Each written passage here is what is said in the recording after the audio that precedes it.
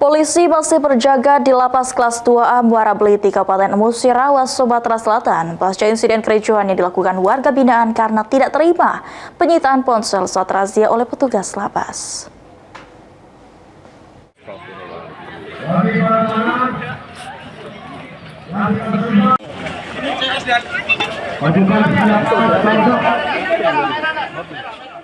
Petugas gabungan kepolisian dari Polres Musirawas, Lubuk Linggau, dan Brimob masih berjaga di Lembaga Permasyarakatan Kelas 2A Muara Beliti, Kabupaten Musirawas, Sumatera Selatan pasca insiden kericuhan yang terjadi pada Kamis pagi kemarin.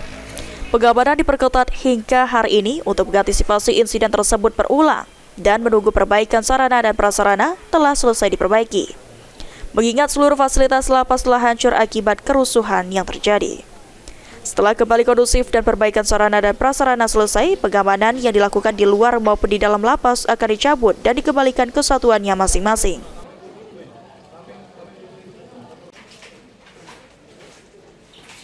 Perintah saya tadi malam terakhir sama Pak Kapolres, sepanjang masih dalam proses perbaikan dibantu pengamanan.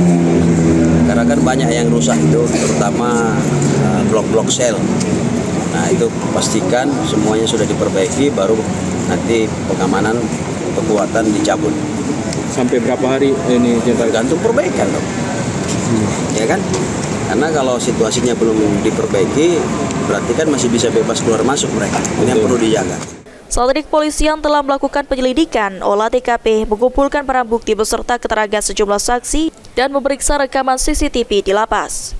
Kericuhan terjadi sendiri akibat para warga binaan tidak terima dengan penyitaan ponsel oleh petugas lapas saat razia rutin dilakukan. Mulyadi, BAL TV.